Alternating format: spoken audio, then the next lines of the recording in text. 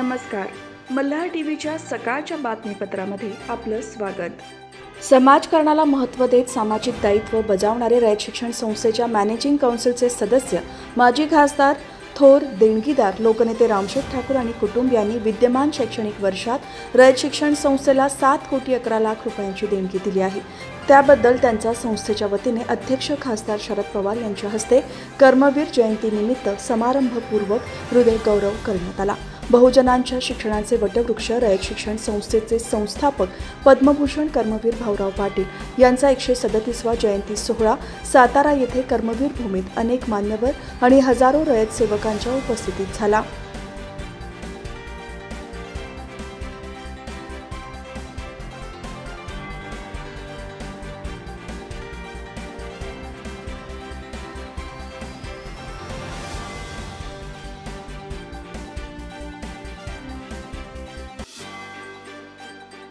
पेण येथील पॉलिटेक्निक महाविद्यालयात चाणक्य कौशल्य विकास केंद्राचे उद्घाटन खासदार धैर्यशील पाटील यांच्या हस्ते आणि जिल्हाधिकारी किशन जावळे यांच्या उपस्थितीत झाले.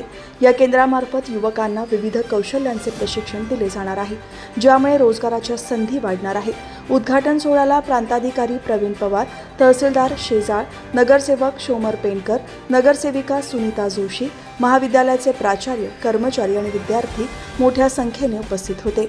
या कौशल्य केंद्राचा भाग म्हणून वर्धा येथील कौशल्य रोजगार उद्योजकता आणि नाविन्यता विभागाने राज्यात 1,000 केंद्रे मंजूर केली आहेत. याचे ऑनलाईन उद्घाटन पंतप्रधान नरेंद्र मोदी यांच्या हस्ते झाले होते.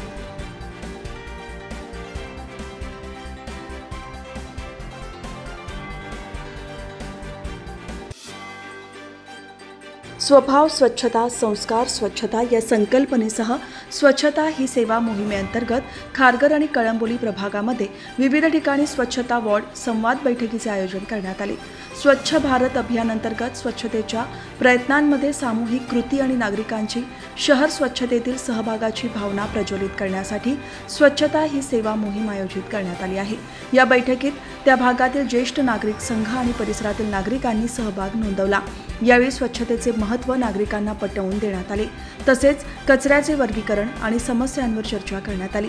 या पद्धतीने आज कामोठे आणि पनवेल येथील प्रभागामध्ये विविध ठिकाणी स्वच्छता वॉर्ड संवाद बैठकीचे आयोजन करण्यात येणार आहे.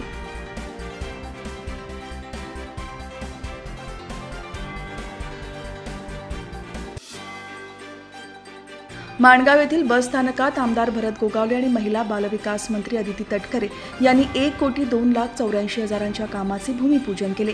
यावेळी महिला आणि बालविकास मंत्री अदिती तटकरे यांनी माणगाव बस स्थानक हे बारामती बस स्थानकासारखेच सुसज्ज आणि आधुनिक करण्यात येईल, यासाठी यापूर्वीच 9,62,00,000चा आराखडा सादर करण्यात आला आहे.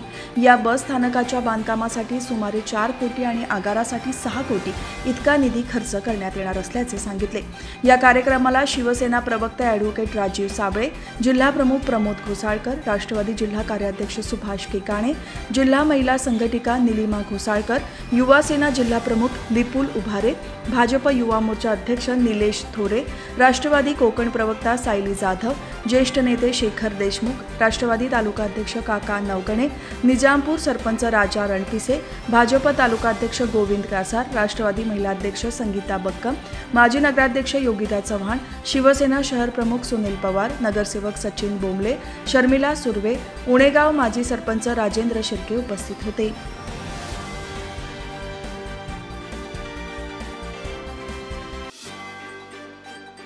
कर्जत माथेरान मिनी बस सेवा डबघाईला आली असून जुन्या मिनी बस जीर्ण झाल्या आहेत. याकरिता येथील माजी नगराध्यक्ष मनोज खेडकर यांनी राज्य परिवहन महामंडळाच्या वरिष्ठ अधिकाऱ्यांची भेट घेत नवीन मिनी बस मागणीसंदर्भात निवेदन दिले आहे. त्यामुळे लवकरच माथेरान घाट रस्त्यावर नवीन मिनी बस धावणार असल्याची आशा पल्लवित झाली आहे. स्थानिक आमदार महेंद्र थोरवे यांनी मागील वर्षी पालकमंत्री उदय सामंत यांची भेट घेऊन कर्जत माथेरान या घाट रस्त्यासाठी 2 नवीन मिनी बस खरेदीकरिता निधी मंजूर करून घेतला होता. घाट रस्त्यावर मिनी बस चाचणी सुद्धा केली होती. मात्र चाचणी घेतलेली अशोका कंपनीच्या मिनी बसची लांबी थोडी जास्त असल्याने मंजुरी मिळाली नाही. त्यामुळे निधी असाच पडून आहे. या अनुषंगाने येथील माजी नगराध्यक्ष मनोज खेडकर यांनी एसटी महामंडळाच्या deputy general manager Yamini Joshi यांची भेट घेऊन निवेदन दिले. यावर अधिकारी वर्गाने सकारात्मक प्रतिसाद देत आज होणाऱ्या नियोजन मंडळाच्या बैठकीत प्रस्ताव सादर करण्यात येईल असे सांगितले. यावेळी सामाजिक कार्यकर्ते सुनील शिंदे, कोकणवासीय समाज अध्यक्ष चंद्रकांत सुतार आणि स्थानिक उपस्थित होते.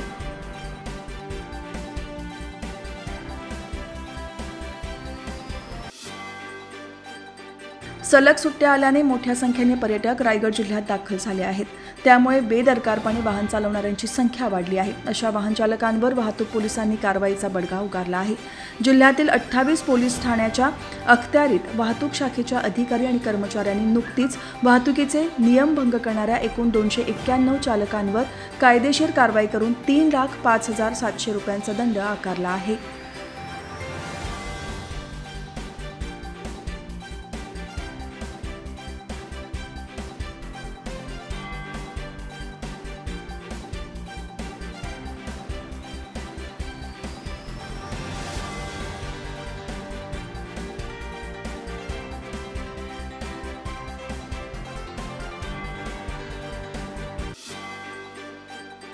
गेली 5 ते 6 वर्षे पोलिसांना गुंगारा देणारा संकेत कांबळे अखेर नेरळ पोलिसांच्या जाळ्यात अडकला आहे.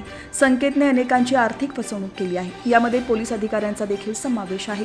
आपली मंत्रालयात ओळख असून शासन स्तरावरील कामे करून घेण्यासाठी सर्वसामान्य आणि पोलीस अधिकाऱ्यांकडून पैसे उकळले होते. पैसे घेऊनही कामे पूर्ण न करता संतोष कांबळे यांनी कोट्यावधी रुपयांची फसवणूक केली. संकेत कांबळे हा पैसे गोळा करून नेरळ शहर सोडून बेपत्ता झाला होता. तसेच तो गेल्या 5 वर्षांहून अधिक काळ आपली ओळख लपवत कुटुंबापासून देखील वेगळा राहत होता. सतत आपले राहते ठिकाण बदलत असल्याने त्याला पकडणे हे नेरळ पोलिसांसमोर एक आव्हान होते. मात्र नेरळ अधिकारी शिवाजी ढवळे आणि त्यांच्या टीमने संकेत कांबळेच्या पनवेल येथून मुसक्या आवळल्या. JNPT बहुउद्देशीय सभागृहात भारतीय जनता पार्टी उरणच्या वतीने आयोजित केलेल्या भव्य पक्षप्रवेश सोहळा आणि रक्तदान शिबिर आयोजित करण्यात आले. त्यावेळी सामाजिक कार्यकर्ते DP सोनावणे यांची JNPT टाउनशिप येथील भाजप अध्यक्षपदी नियुक्ती करण्यात आली. यावेळी आमदार प्रशांत ठाकूर, आमदार महेश बालदी, भाजप उत्तर रायगड जिल्हाध्यक्ष अविनाश कोळी त्यांनी त्यांचे अभिनंदन करून पुढील वाटचालीसाठी शुभेच्छा दिल्या. यावेळी उरण तालुका अध्यक्ष रवी भोयर, नंदू पटवर्धन, कामगार नेते सुरेश पाटील, वाहतूक संघटनेचे जिल्हा अध्यक्ष सुधीर खरत, चंद्रकांत खरत, जितेंद्र खरत, महिला अध्यक्ष राणी म्हात्रे, नगराध्यक्ष सायली म्हात्रे उपस्थित होते.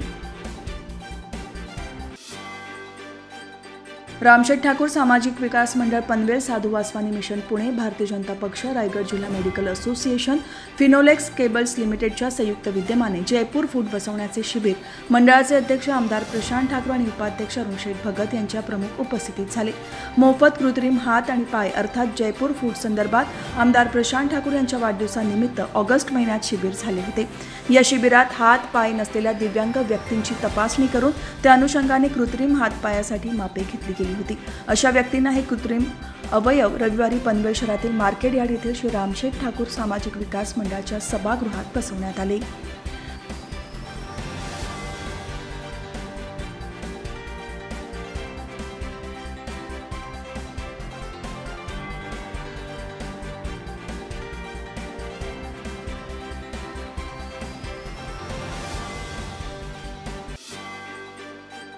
मराठा आरक्षणासाठी मनोज जरांगे पाटील हे मागील 6 दिवसांपासून उपोषणाला बसले आहेत. या पार्श्वभूमीवर सकल मराठा समाजाचे शिष्टमंडळ मुख्यमंत्री एकनाथ शिंदे यांना भेटले. या भेटीत मराठा आरक्षण आणि इतर मागण्यांविषयी मुख्यमंत्र्यांशी शिष्टमंडळाने चर्चा करण्यात आली.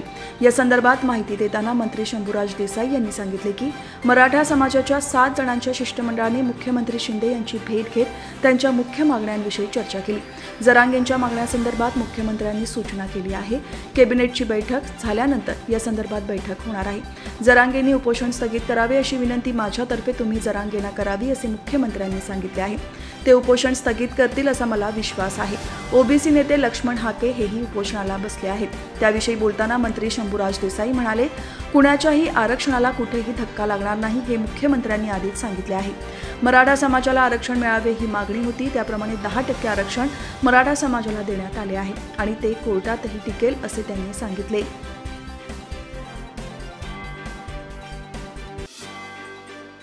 सिडको प्रकल्पग्रस्तांच्या गरजेपोटी घरांचा प्रश्न मार्गी लागणार आहे. त्यांच्या अध्यादेशावर माझी सही झाली असून काही दिवसात अध्यादेश जारी होईल अशी घोषणा मुख्यमंत्री एकनाथ शिंदे ऐरोली येथे साकारण्यात येत असलेल्या कोळी भवनाच्या भूमिपूजन समारंभावेळी केली. यावेळी उपमुख्यमंत्री देवेंद्र फडणवीस, खासदार नरेश म्हस्के, आमदार प्रवीण दरेकर, आमदार गणेश नाईक, आमदार मंतना भात्रे, कोळी महासंघाचे अध्यक्ष आमदार रमेश पाटील, आमदार निरंजन डावखरे, आमदार ज्ञानेश्वर म्हात्रे, माजी खासदार विनय सहस्त्रबुद्धे, माजी आमदार संदीप नाईक, कोळी महासंघाचे नेते ॲडव्होकेट चेतन पाटील, शिवसेना नेते विजय चौगुले उपस्थित होते। यावेळी मुख्यमंत्र्यांनी प्रकल्पग्रस्तांच्या घरांची आजूबाजूची जागा सुद्धा नियमित होईल, जे शुल्क घेणार आहेत ते देखील आम्ही कमी केले आहे। बेस रेटच्या कमी पैसे कमी घेणार आहोत। मालकी हक्काने घरे देण्याचा निर्णय घेतला असल्याचे सांगितले।